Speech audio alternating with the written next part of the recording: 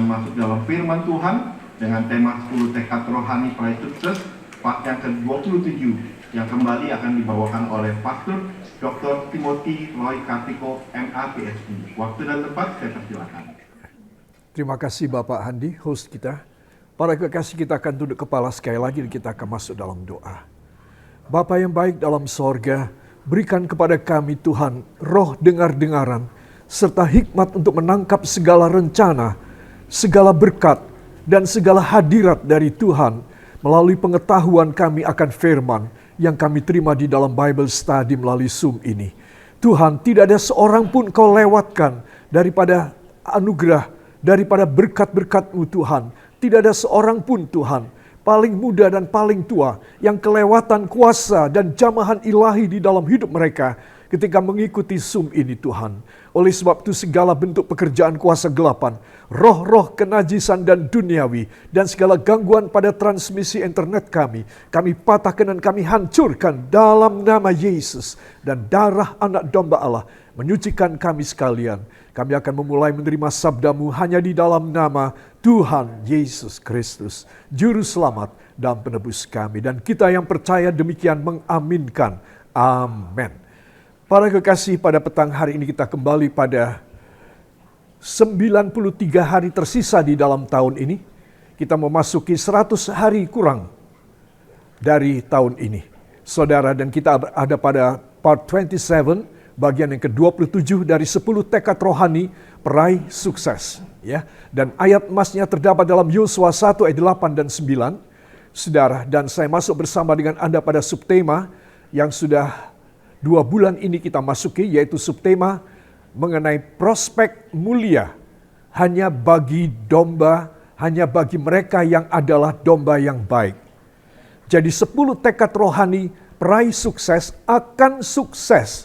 akan menemui hasil maksimalnya, mencapai panen sebesar-besarnya, yaitu ketika kita ada pada subtema ini. Kita harus mempunyai satu nasib, saya katakan nasib prospek mulia. Ya saudara, ini tidak bisa orang tua kita bikin, tidak bisa. Atau kita sendiri yang berjuang sekeras tenaga kita juga nggak bisa. Prospek mulia ini pemberian dari Tuhan. Ya saudara, pemberian bagi Tuhan kepada siapa? Kepada mereka yang adalah domba yang baik. Katakan bersama saya, bila saya menjadi domba yang baik, maka saya akan menerima karunia Tuhan, yaitu prospek mulia. Yang percaya, beri tepuk tangan bagi dia. Haleluya. Saudara, saya minta kita semua semangat ya. Semangat adalah kunci kita hidup. Saudara, kalau kita ngelokro karena kesusahan, karena kita kehilangan seseorang yang kita sayangi dan cintai, karena kita kehilangan harta atau kita mengalami kerugian, lalu kita ngelokro, itu berarti kita tuh setengah hidup, setengah mati. Setengah hidup, setengah mati. Itu sebab kalau kita mengalahkan dengan kita semangat, matinya hilang. Sehingga kita sepenuh hidup. Yang percaya, beri tepuk tangan bagi dia. Haleluya. Ya, kita kadang-kadang mengalami sesuatu yang kita nggak seneng.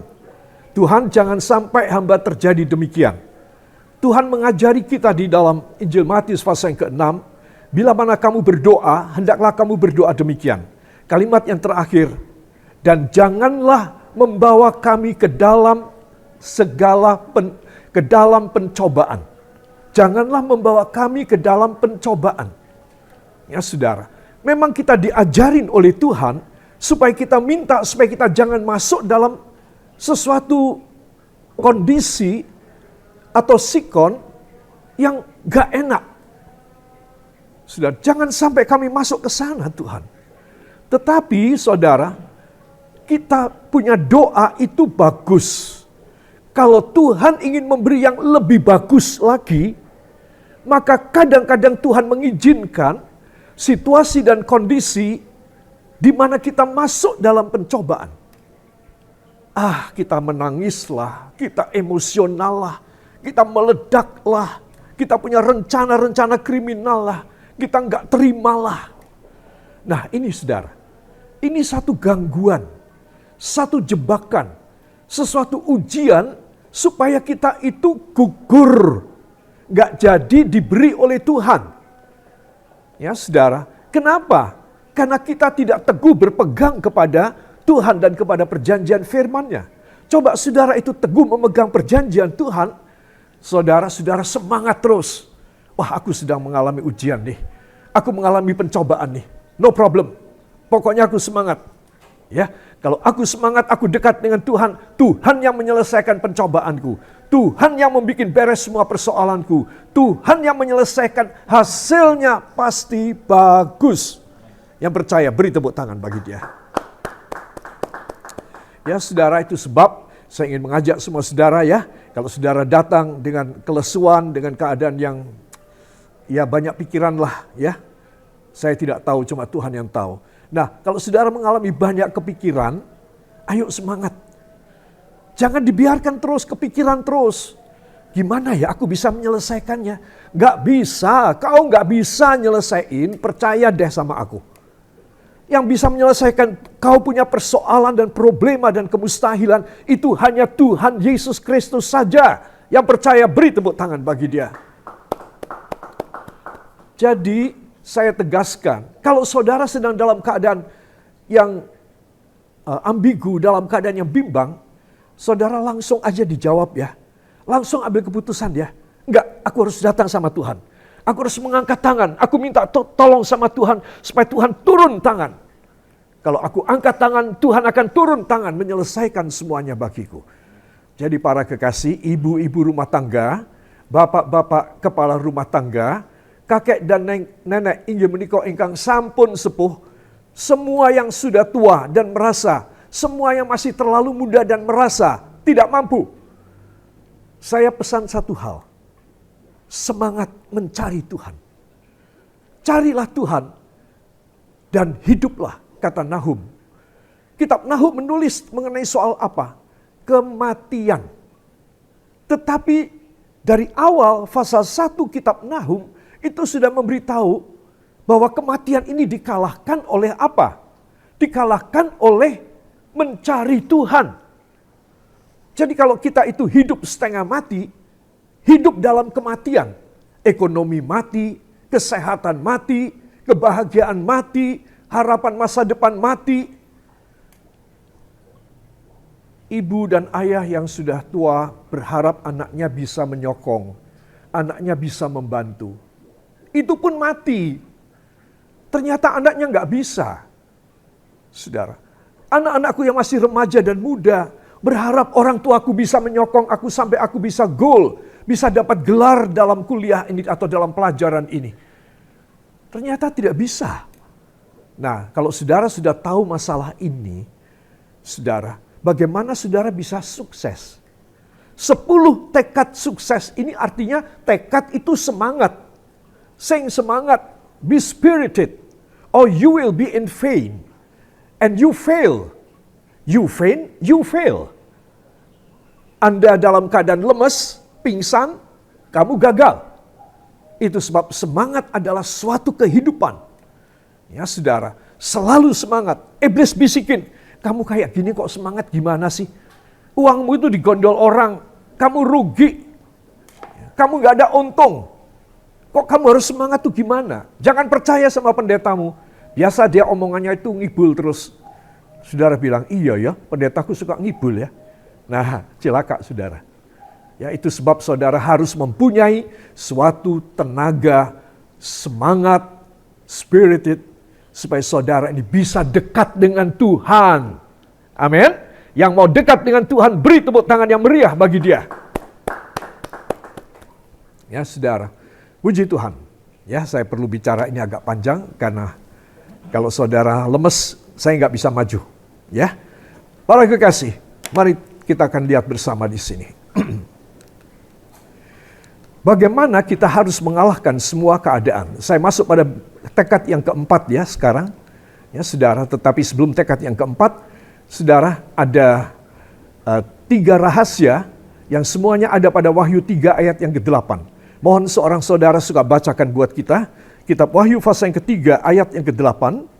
kita akan meninggalkan ayat ini untuk masuk pada bab berikutnya. Wahyu pasal yang ketiga, ayat yang ke-8. Silahkan seorang saudara. Wahyu pasal 3 ayat 8. Aku tahu segala pekerjaanmu. Lihatlah, aku telah membuka pintu bagimu yang tidak dapat ditutup oleh seorang pun. Aku tahu bahwa kekuatanmu tidak seberapa, namun engkau menuruti firman-Ku dan engkau tidak menyangkal namaku. Amin. Terima kasih Ibu Cindy. Saudara, ayat ini, ayat 8 ini saya bagi dengan 3 bagian. Ya. Nah, ini bagian yang pertama sekarang ya. 3 rahasia yang ubah lemah jadi mampu dan kuat. Yang pertama apa? 1, bahwa pekerjaan Tuhan yang kau layani adalah pembukaan pintumu. Saudara, semua tolong angkat tangan kanan, taruh tangan kiri pada jantung. Saudara, ikuti doa saya. Tuhan Yesus, saya percaya bila saya melayani pekerjaan Tuhan, maka itulah suatu pembukaan pintu buat saya. Saya pegang pelajaran pertama ini. Untuk seumur hidup yang penuh kesuksesan. Dalam nama Yesus. Dan kita semua mengaminkan. Amin. Beri tepuk tangan bagi dia. Ya saudara, ini loh ya rahasianya ya. Saya mau melayani Tuhan. Saya harus berkhotbah. Siapa bilang bahwa melayani Tuhan harus berkhotbah? Melayani Tuhan adalah melayani jiwa-jiwa. Ya, orang yang melayani jiwa-jiwa dan dia tidak bisa berkhotbah, dia bisa mendapat pahala lebih dari seorang pendeta besar yang berkhotbah berapi-api. Ibu yang sederhana, anak muda yang sederhana, yang tidak mempunyai background teologi, tetapi mau melayani jiwa-jiwa. Anjang sana, mengundangi orang, mendoakan orang sakit. Dia bisa lebih mulia dari seorang pendeta besar, saudara, yang suka berkhotbah itu. Jadi saudara mesti tahu, melayani Tuhan itu apa? Hakikatnya, teologisnya, alkitabiahnya, orang melayani Tuhan adalah melayani jiwa-jiwa sesamanya. Bisa saya berkhotbah karena saya melayani jiwa-jiwa sesama saya melalui memberi makan rohani. Bisa. Tetapi saudara, saya kan tidak bisa datang masuk keluar rumah-rumah saudara semua jemaat saya atau jemaat gereja mana untuk saya menolong mereka di rumah mereka. Saya tidak mungkin. Karena saya adalah seorang gembala. Ya saudara. Jadi saya harus menyiapkan makanan rohani, saya harus mengatur ini itu segala macam. Ada jadwal, ada rapat, segala macam. Ada organisasi di luar gereja, segala macam. Nah, siapa yang melayani jiwa-jiwa? Kalau pendetanya macam saya nggak bisa gimana? Saudara, jemaat yang harus pergi keluar. Ini pegang nomor 1 ini. Bahwa pekerjaan Tuhan yang kau layani adalah pembukaan pintumu. Jadi kalau saudara saat ini dalam keadaan pintu tertutup, maka sekarang pergi keluar. Ayo bikin kelompok, 2-3 orang, mendatangi orang-orang yang sudah undur dan jauh dari Tuhan di gereja saudara. Saudara, tiap gereja pasti mempunyai orang-orang yang malas. Orang-orang yang tidak suka dan tidak setia berbakti. Nah, itu tujuan saudara. Tujuan saudara melayani Tuhan adalah melayani mereka yang lemah rohaninya, mudah tergoncangkan oleh persoalan dan oleh bisikan manusiawi dan iblis. Perlu saudara kunjungi mereka. Kalau saudara kunjungi mereka, saudara mengajak mereka kembali datang kepada Tuhan, saudara melayani pekerjaan Tuhan. Dan itu artinya pintu-pintu akan dibuka oleh Tuhan. Yang percaya, beri tepuk tangan bagi dia. Saya teguhkan semua jemaat. Jangan mengandalkan orang lain, andalkan diri saudara sendiri. Maka mata Tuhan, sensor dan kamera ilahi dari sorga, merekam kegiatan saudara ketika saudara anjang sana, ketika saudara memperhatikan jiwa-jiwa yang lain. Itu pelayanan yang genuine, yang asli, yang sungguh-sungguh berkenan dan original, yang dikehendaki oleh Alkitab. Saudara, pelayanan kedua barulah berkhotbah. Itu tugas untuk orang yang dipimpin dan diurapi oleh Tuhan khusus untuk berkhotbah. Tetapi pekerjaan Tuhan yang umum adalah jemaat semuanya, tua, muda, laki dan wanita, untuk pergi keluar. Supaya masing-masing yang pergi keluar ini dibukai pintu oleh Tuhan. Yang percaya beri tepuk tangan sekali lagi. Para kekasih, percaya deh, ya. Apa? Percaya deh, ya. Jadi jangan keliru pertadex, ya. Pertadex itu solar. Ini saya bilang percaya deh, ya. Jadi saudara harus percaya deh bahwa orang yang melayani jiwa-jiwa dicatat, direkam oleh kamera Tuhan. Jejak digital surgawi ada pada dia. Ya, jadi perhatikan kalau saudara belum ada pengalaman, ayo ikut kelompok yang sudah ada pengalaman supaya saudara jadi pengalaman. Ya, sehingga saudara diurapi oleh Tuhan. Nabi Samuel berkata kepada Saul, calon raja pertama Israel, Saul, kamu jangan merisaukan keledai-keledaimu yang hilang. Dalam hatinya si Saul, anak muda ini yang kehilangan keledai 7. Bayangin loh, larang loh regane. Ya, harganya mahal itu 7 keledai. Dalam hatinya dia, Nabi ini gimana sih? Aku sampai gak berani pulang ke rumah orang tuaku. Karena 7 keledai ini kan harganya mahal. Tetapi beliaunya bilang, jangan kamu gubris soal keledaimu. Enteng, Tuhan yang akan mengatur. Sekarang kamu jalan di jalan yang lurus ini. Sampai mentok di sana, kamu akan ketemu serombongan nabi yang sedang bernubuat. Kamu masuklah di dalamnya. Kamu belum ada pengalaman soalnya Saul. Kamu belum pernah diurapi. Kamu belum pernah melayani. Tetapi aku minta kamu jalan yang lurus. Orang yang mau melayani Tuhan, yang mau bergabung dengan company, usaha, ya, dengan sesuatu company dari Allah, perusahaannya Allah, jalanlah yang lurus. Artinya kamu jangan menggak-menggok, kamu jangan ngelihat sana, mirang-miring ke kiri dan ke kanan, lurus saja. Ketika kamu berjalan lurus, maka kamu akan mendapatkan serombongan nabi dan kamu masuk di dalamnya. Maka kamu akan diurapi dan kamu akan kepenuhan Roh Kudus bersama dengan mereka. Jadi kalau ibu bapak anak-anakku yang muda belum ada pengalaman di dalam Hesbesuk dalam anjang sana, masuk pada kelompok yang sudah ada pengalaman, ya. Sehingga kepada Anda Tuhan akan membuka pintu. Tidak ada yang mustahil, keuangan, ya, cari kerja, cari sekolah, cari jodoh bagi anak-anak muda. Itu mudah karena pintunya dibuka.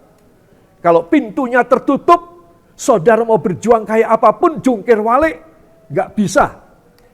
Itu sebab gimana cara kita membuka pintu? Kerja buat Tuhan. Katakan, kerja buat Tuhan adalah cara saya dibukai pintu. Beri tepuk tangan bagi dia. Haleluya. Para kekasih ini ya, pegang ya, ini rahasia ya. Kemudian saudara yang kedua, adalah dari Wahyu 3 ayat 8 tadi, nomor 2, bahwa menuruti firman dan tidak menyangkal nama Tuhan akan membuat kau menjadi sangat kuat. Orang yang menuruti firman adalah orang yang kuat. Sebaliknya, orang yang tidak suka menuruti firman, ya, tidak suka mendengar firman jadi alergi, gatelan, ya, kemudian ngantuk, itu alergi juga, ya, saudara. Kalau saudara kena alergi gimana coba? Ngantuk, ya, sini, ya, apa itu ada benjolan-benjolannya merah, garui semua gitu. Nah, orang kalau alergi dengan firman itu lebih hebat lagi. Ya, simptomnya, gejalanya lebih hebat lagi.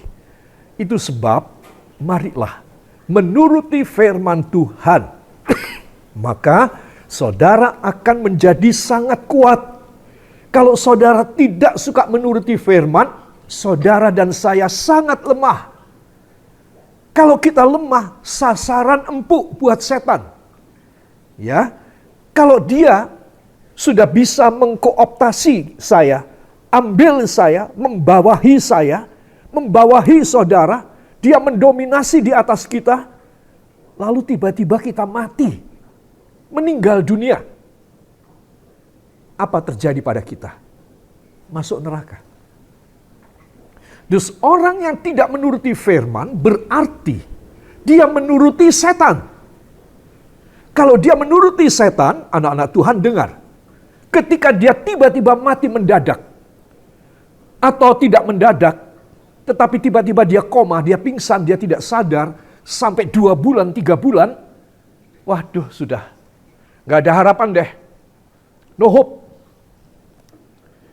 Kapanpun di dalam keadaan dia koma, dia meninggal, sudah gak ada doa yang bisa ngangkat dia untuk masuk ke sorga, gak ada. Karena untuk bisa masuk ke sorga adalah dia sendiri, bukan pendeta. Bukan pendoa. Dia sendiri. Jangan lupa itu. Kalau Anda mati, saya mati, itu penentuannya adalah bukan orang yang mendoakan.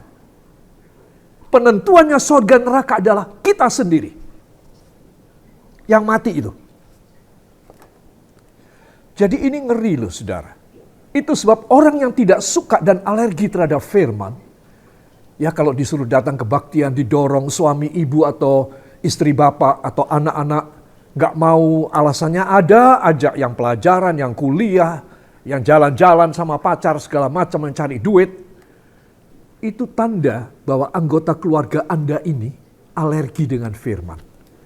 Seorang yang alergi dengan firman, kalau dia mati mendadak atau tidak mendadak, tapi dalam keadaan koma, maka dia sudah tidak bisa memilih lagi. Dia tidak bisa mengoreksi, dia tidak bisa meratifikasi, dia tidak bisa meralat. He will see or he will never can correct and make a good correction from hell to heaven. It is impossible. Very, very impossible. At all.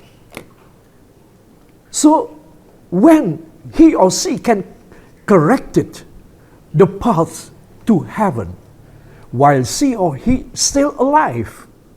Nah, jadi sementara kita ini masih hidup, inilah saat kita bisa mengoreksi. Makanya orang mendengar firman, dia terkejut. Aduh, aku kok terpukul ya dengan firman ya. Aku kok tersinggung ya dengan firman ini. Bagus, karena dia nyadar. Kalau dia nyadar lalu dia berkata dalam hati, oh Tuhan ampuni hamba, hamba telah jalan salah. Hamba telah jatuh dalam dosa yang dalam. Ampunilah hamba. Tuhan, hamba mau mengoreksi jalan hidup hamba. Sucikan hamba. Bawa hamba pada jalan yang benar menuju ke sorga. Nah ini. Tuhan mengulurkan tangan. Baik anakku. Dosamu yang seperti merah kirmisi. Dosamu yang merah kesumba. Dosamu yang hitam pekat. Aku akan hapus dengan darahku. Dan kamu akan bisa masuk ke dalam sorga. Yang percaya, beri tepuk tangan bagi dia. Nomor 2 ini penting, saudara. Kalau ada anak saudara di rumah, gak bisa dipimpin, disuruh dekat sama Tuhan, disuruh berbakti, beribadah, ke sekolah minggu gak mau, ke kaum muda tidak mau, ke gereja umum tidak mau. Saudara itu sebetulnya harus nangis. Jangan bilang, terserah kamulah. Paling yang masuk neraka ya kamu, bukan papa. Oh ini papa orang karu-karuan nih. Ya, ini papa yang salah banget nih. Jadi saudara harus mengoreksi. Saudara harus menekan anak itu. Mumpung dia masih di bawah naungan, ampuan dari saudara sebagai ortu. Tahu ortu enggak? Orang tua. Nah, ya. Jadi mumpung saudara sebagai orang tua itu masih bisa mendominasi anak saudara. Besok kalau dia sudah umur 18 tahun ke atas atau dia sudah menikah, saudara sudah nggak bisa utik-utik lagi. Ya, makanya ini penting nomor 2 ini. Ini adalah gejala, simptom bahwa seseorang itu sakit rohani. Calon neraka ini. Mau nurut firman apa tidak? Suka mendengar firman atau tidak suka, alergi. Ya, Perhatikan itu. Itu hal penting sekali. Yang ketiga. Yang ketiga dari Wahyu pasal yang ketiga ayat yang ke-10. Tolong seorang saudara bacakan ayat yang ke-10, saudara. Wahyu 3 ayat yang ke-10. Karena engkau menuruti firman-Ku untuk tekun menantikan Aku, maka Aku pun akan melindungi engkau dari hari pencobaan yang akan datang atas seluruh dunia untuk mencobai mereka yang diam di bumi. Terima kasih. Terima kasih Ibu Hening.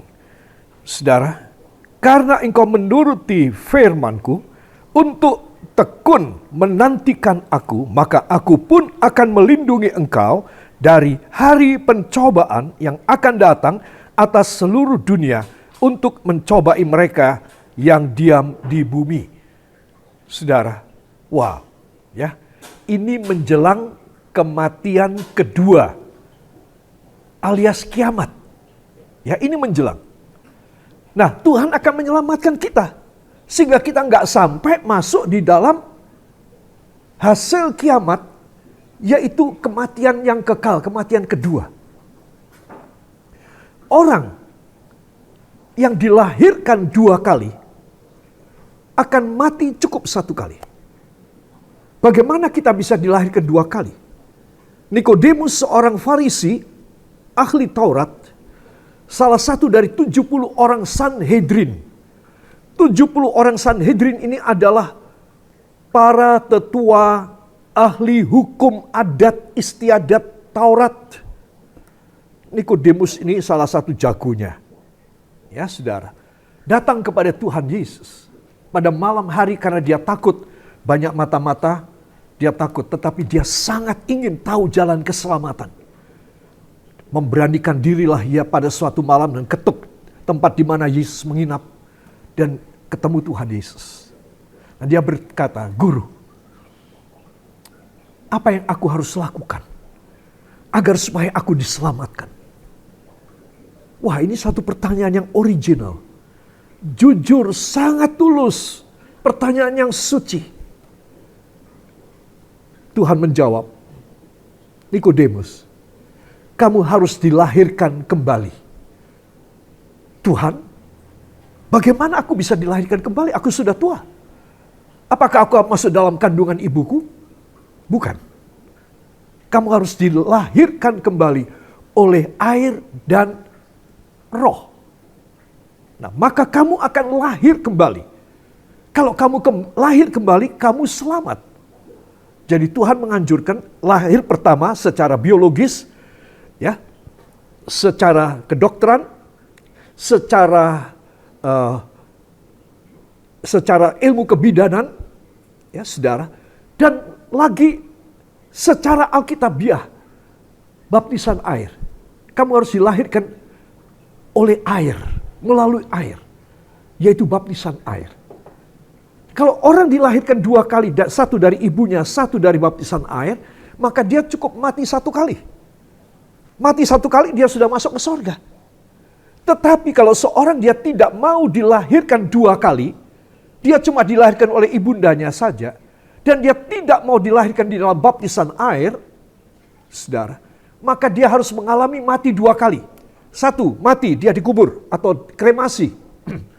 Dan kedua, jiwanya akan dituntut ketika pengadilan terakhir. Tuhan memberi badan yang baru kepada si orang mati ini untuk menghadap hakim di atas segala hakim di awan-awan, dan kemudian hakim di atas segala hakim yaitu Tuhan Yesus akan membuat keputusan, kamu harus masuk neraka karena kamu cuma dilahirkan 1 kali. Kamu harus mati 2 kali. Sekarang mati kedua, masuk neraka. Saudara, itu sebab saya perlu memberitahu kepada saudara, ya. Wahyu 3 ayat 10. Ini penting sekali. Ini kelanjutan dari ayat yang ke-8. Bahwa tekun menanti datangnya Yesus sama dengan kita akan dilindungi dari kejinya pencobaan. Diselamatkan dari mati kedua. Ya, karena apa? Karena kita tekun menanti Tuhan. Para kekasih, tadi tekun kepada firman, sekarang tekun menanti kedatangan Tuhan. Orang yang tekun menanti kedatangan Tuhan, maka niscaya Tuhan akan datang kepada dia. Saben hari saudara mengangkat tangan kepadanya, dia datang kepada saudara. Saudara terkapar di tempat tidur di rumah sakit atau di rumah saudara, tidak berdaya, tapi saudara datang kepada Tuhan. Tuhan turun ke tempat tidur saudara dan memberikan kepada saudara kesembuhan, kekuatan yang ajaib. Dalam tempo singkat, Tuhan menyembuhkan saudara. Atau seperti para kekasih kita yang telah meninggal, seperti istri saya, Ibu Gembala yang telah meninggal, Tuhan menyembuhkan dengan kesembuhan paling sempurna, yaitu dibawa masuk di dalam sorga. Kesembuhan sempurna adalah gak akan sakit lagi. Itu kesembuhan sempurna. Di dunia ketika kita sembuh, kita masih bisa sakit lagi. Ya saudara, tetapi kesembuhan yang di sorga itu dahsyat sekali. Di satu lift, di satu tempat, saya ketemu dengan seseorang. Saya tidak mengenal dia, tapi dia mengenal saya. Dia memanggil saya, Pak Pendeta Roy. Oh iya, ya. Dalam hati saya, otak saya bekerja keras. Siapa ini orang? Saya belum pernah lihat dia. Tapi dia mengenali saya. Dan kemudian, Pak Pendeta kok sendiri? Ini pertanyaan yang paling menyakitkan buat saya. Menyakitkan karena kembali saya harus menjawab suatu pertanyaan yang saya mudah menjawab. Oh ya, istri saya sudah meninggal, itu mudah. Tetapi akan membekas lagi kepada saya. Dan kemudian mungkin orang ini adalah, saya tidak tahu jelas siapa dia, apakah dia seorang dokter atau dia mahasiswa kedokteran. Langsung dia tanya sama saya, apa ibu ada komorbid? Oh iya, memang ada komorbid. Apa komorbidnya? Yaitu istri saya itu dari lahir, salah satu katup jantungnya bocor. Oh begitu. Ya pasti tidak kuat kena COVID. Pasti tidak kuat. Saya masih bertanya-tanya siapa dia. Tetapi karena dia tahu, mungkin dia juga salah seorang ahlinya, begitu dia menjawab, saya menjawab bahwa Ibu Gembala itu ada komorbid, saudara. Dan itu pun kami baru tahu kira-kira 10 atau 12 tahun yang lalu. Ketika mulai di Rumah Sakit Sarjito UGM, itu dibuka satu poliklinik rumah sakit khusus jantung sebagai hibah dari pemerintah Jepang kepada Indonesia. Semula itu baru buka, saudara. Baru 1 bulan kira-kira. Masih dibantu oleh dokter-dokter ahli jantung dari Jepang yang datang ke sana. Nah, saya membaca berita itu, langsung saya bawa istri ke sana untuk periksa jantung. Kenapa? Karena Ibu Gembala kadang-kadang cepat lelah. Dan saya langsung, jadi komorbid dia itu begitu dia lelah, ketahuan setelah sekitar berarti umur 60-an, ya saudara, umur 60-an, itu beliau cepat lelah. Lalu saya paksa datang ke sana, kebetulan itu poliklinik, itu rumah sakit jantung baru dibuka. Dan dokter ahli di sana berkata, ibu ini lahir dengan cacat jantung. Jantungnya bocor. Saudara, kami berdua kaget. Berarti selama 60 tahun, Ibu Gembala itu sehat, kuat, tidak apa-apa. Begitu masuk ke tahun 60, 61 terus seterusnya, dia memang mudah lelah, saudara. Nah, jadi saudara, saya menceritakan ini, bahwa ketika seseorang itu ada kelemahan, sejak cacat dari lahir, maka dia sebetulnya mempunyai lifespan, yaitu jarak waktu hidup. Dan saya tidak menyalahkan komorbid ini. Saya selalu hanya menyampaikan bahwa ini kehendak Tuhan. Ya saudara, dan Ibu Gembala sudah pulang ke rumah Bapak. Dan itu sesuatu hal yang dia harus terima sebagai kesembuhan yang gak bakal sakit lagi. Kalau sudah masuk di sorga, gak akan bakal sakit lagi. Itu yang saya bilang, kesembuhan dari Tuhan Tapi hidup di dunia itu bukan mujizat. Yang namanya mujizat, kesembuhan mujizat adalah ketika seorang kekasih Tuhan meninggal, dia mati, didoakan banyak orang, dia tidak survive, dia tidak sembuh, tapi dia mati. Ketika dia meninggal, dia masuk dalam sorga, dia tidak akan sakit lagi. Nah, inilah kesembuhan sempurna. Yang percaya, beri tepuk tangan bagi Tuhan. Saudara yang kekasih, akhir zaman akan membuat orang mengalami kekejian, pencobaan yang keji. Saudara, sekarang aja kalau kita mencari berita di televisi itu sulit. Saya mengakui sulit sekali. Sehingga kalau saya di stasiun televisi Indonesia, saya tidak mendapatkan yang baik tentang berita dunia atau berita apa, ekonomi dan isinya cuma kriminalitas, isinya cuma pembunuhan. Saya pindah ke channel luar negeri untuk bisa menerima berita. Saudara, jadi tandanya di Indonesia ini kekejian itu sudah lumrah saben hari. Orang membantai,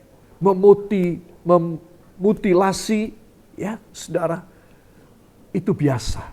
Seluruh keluarga dihabisin terakhir dia, itu sudah mulai banyak. Caranya gimana? Cari di Google, pasti ketemu. Saudara, di sini kita melihat bahwa kekejian dari dunia ini sudah hebat. Jadi kalau saudara didoakan, lalu saudara meninggal, jangan ngamuk. Loh, orang sudah mati kok ngamuk gitu. Nah, artinya saudara tidak bisa terima. Kalau saudara meninggal tidak terima itu masuk neraka loh. Ya, jadi saudara harus tahu, wah aku masuk surga. Ya, kalau saudara merasa bakal meninggal, mengembuskan nafas terakhir, jangan lupa menyebut nama Tuhan Yesus. Menyebut siapa saudara? Atau menyebut nama anaknya, nama istrinya, nama suaminya. Ya, nggak bisa apa-apa. Ya, menyebut nama Yesus. Dan tidurlah dengan tenang. Wow, pucat kabeh. Ya, semuanya menjadi pucat pasti. Kelihatannya saudara takut mati ya. Para kekasih, saya beritahu kepada Anda. Tuhan melindungi dari kejinya pencobaan. Artinya di masa kriminalitas yang sudah tidak punya peri kemanusiaan, tidak punya etika, tidak punya unggah-ungguh. Ini terjadi, saudara akan diselamatkan oleh Tuhan. Yang percaya beri tepuk tangan bagi dia. Para kekasih, dengan ini saya akan bawa saudara kepada hasil yang selanjutnya. Tekad selanjutnya yaitu Anda akan kalahkan mereka. Ya, kalau saya baca judul nomor 4 ini, terus saudara tepuk tangan. Oke? Ya, siap? Anda akan kalahkan mereka. Ya, puji Tuhan ya. Apa alasan utama harus sedemikian? Tolong seorang saudara baca dari Yohanes 14 ayat 12 dan 13. Yohanes 14 ayat 12 sampai 13. Aku berkata kepadamu, sesungguhnya barang siapa percaya kepadaku, ia akan melakukan juga pekerjaan-pekerjaan yang aku lakukan. Bahkan pekerjaan-pekerjaan yang lebih besar daripada itu. Sebab aku pergi kepada Bapa. Dan apa juga yang kamu minta dalam namaku, aku akan melakukannya, supaya Bapa dipermuliakan di dalam Anak. Amin. Terima kasih Bapak Randy. Ayat yang ke-12. Aku berkata kepadamu, sesungguhnya barang siapa percaya kepadaku, ia akan melakukan juga pekerjaan-pekerjaan yang aku lakukan. Bahkan, semua katakan, bahkan. Ayo, belum semua. Bahkan. Ya, kata bahkan ini artinya superlatif. Dalam jajaran bahasa Inggris, tata bahasa Inggris, superlatif. Jadi lebih daripada biasa, normal. Bahkan lebih dari yang telah aku lakukan. Hebat kan, saudara? Juru selamat kita itu tidak mengukuhi kuasa untuk dirinya sendiri. Tapi dia mau kasih bagi. Dia mau bagi kepada saya dan kepada Anda. Tidakkah itu hebat? Barang siapa percaya kepadaku, dia akan melakukan pekerjaan-pekerjaan yang telah kulakukan. Bahkan lebih dari yang pernah aku lakukan. Saudara, ayo besar hati saudara. Aku akan bisa mengalahkan mereka. Mereka itu siapa? Pencobaanku. Mereka itu siapa? Orang-orang yang tidak suka dan memusuhi hidupku. Mereka itu siapa? Setan dan iblis yang selalu mengganggu ketenangan hidupku. Dan yang selalu mempengaruhi dan menjebak aku untuk masuk neraka. Aku akan mengalahkan mereka. Saudara, apa alasan utamanya? Saudara harus menang, apa alasannya? Ini, Yohanes 14 tadi. Bahwa saudara akan melakukan bahkan pekerjaan yang lebih besar daripada Yesus pernah lakukan. Yang percaya, beri tepuk tangan yang meriah bagi dia. Kalau saudara lemes, baca ayat ini. Kalau saudara nggak ada jalan, saudara hampir putus asa.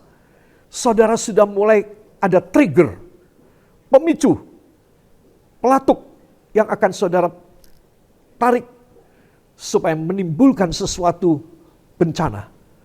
Saudara baca ayat ini, saudara akan reda, emosi saudara akan reda. Saudara, kekecewaan saudara, putus asa saudara akan mereda. Saudara mulai mengangkat tangan, Tuhan, beri kepada hamba janji ini, supaya hamba boleh melakukan pekerjaan yang besar.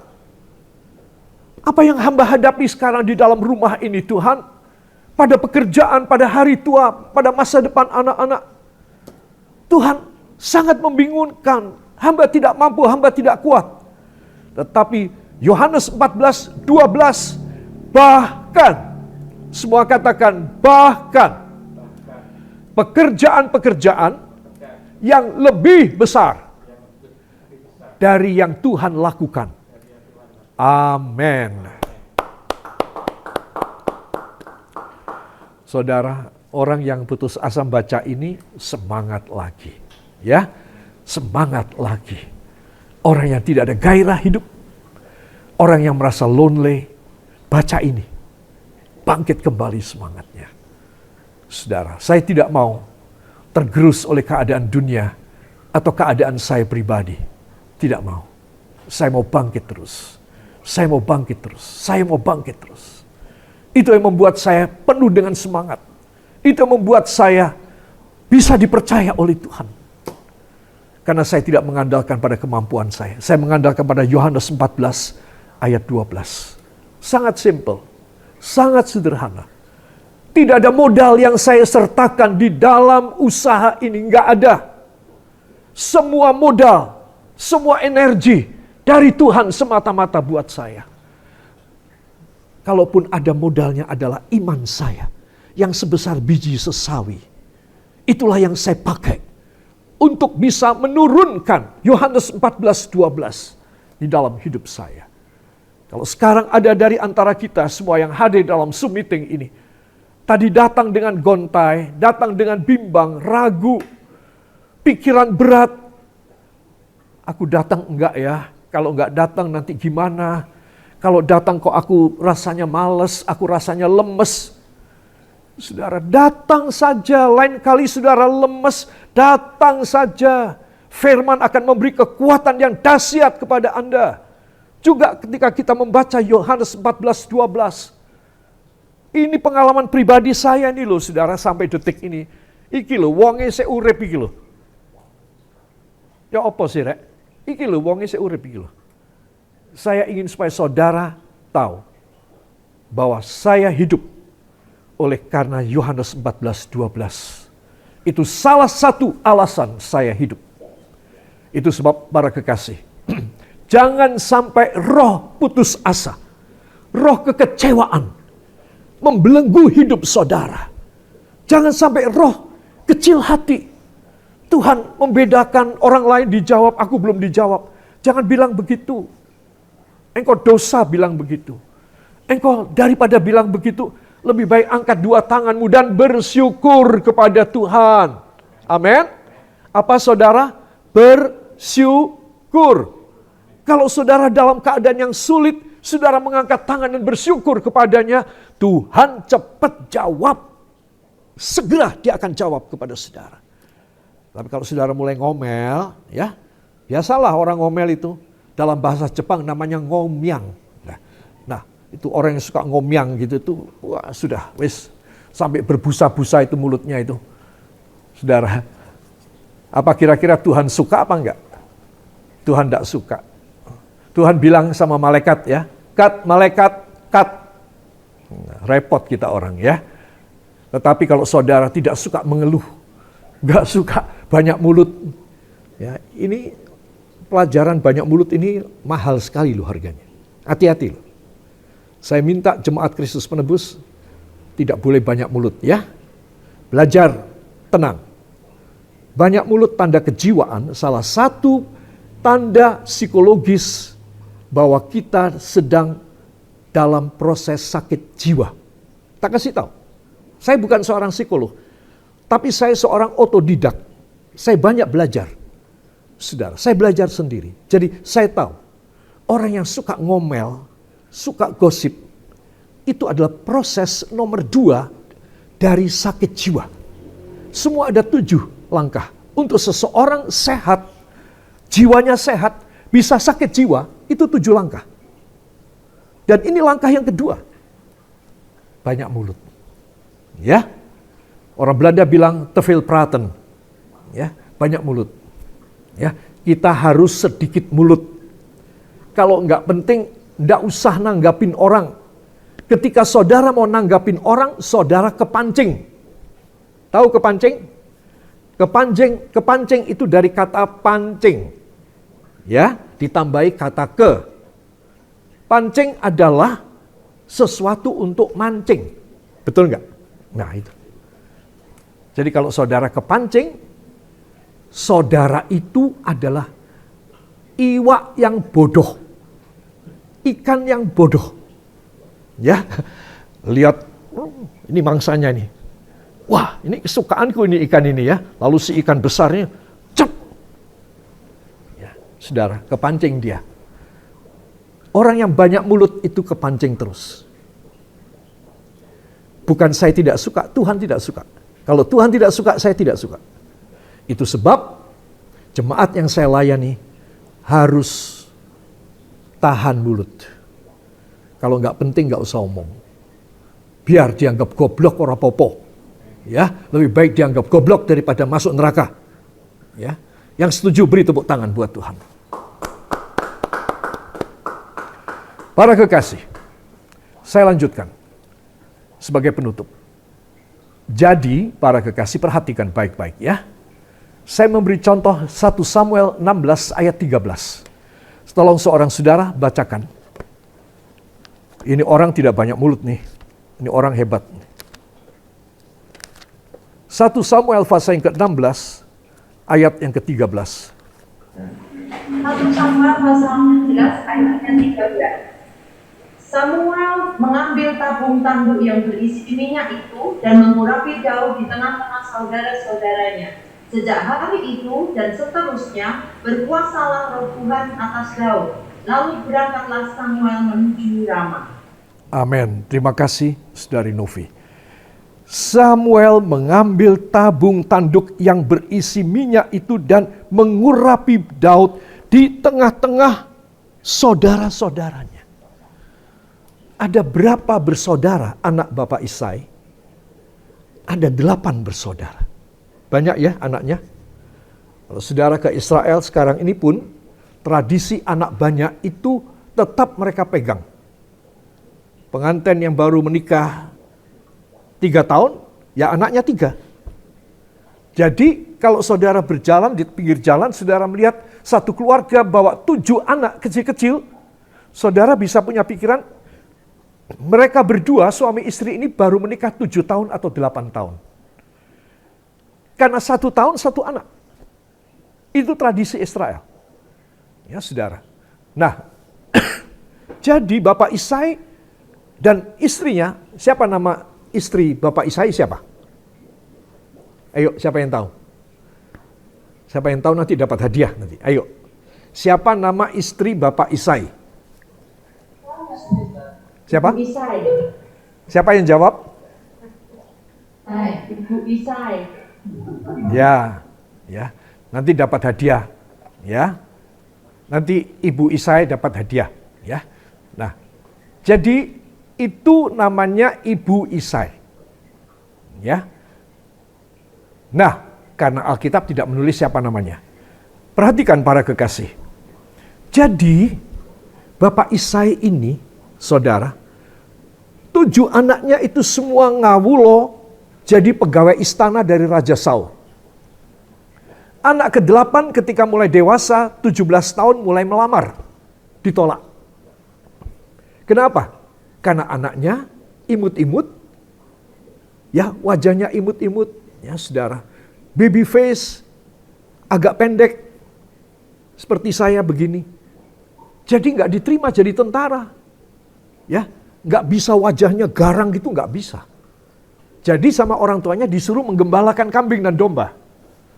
Tetapi justru anak yang dibuang oleh orang tua, karena dia tidak bisa memberikan nilai ekonomis dan tidak menghasilkan sesuatu yang produktif, karena dia tidak diterima di istana, maka dia disuruh menggembalakan. Justru anak inilah yang dipilih menjadi raja kedua Israel. Ya, kita membaca tadi, Samuel ketika melihat Daud baru dipanggil, masuk. Dan Roh Kudus bicara sama Samuel. Cepat ambil tandukmu berisi minyak urapan, urapi dia di depan seluruh keluarganya.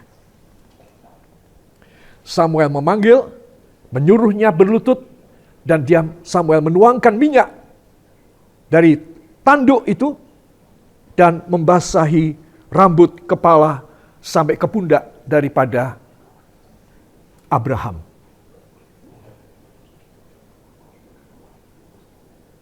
Siapa? Nah, ayo ya. Ikuti dari Daud. Dari Daud.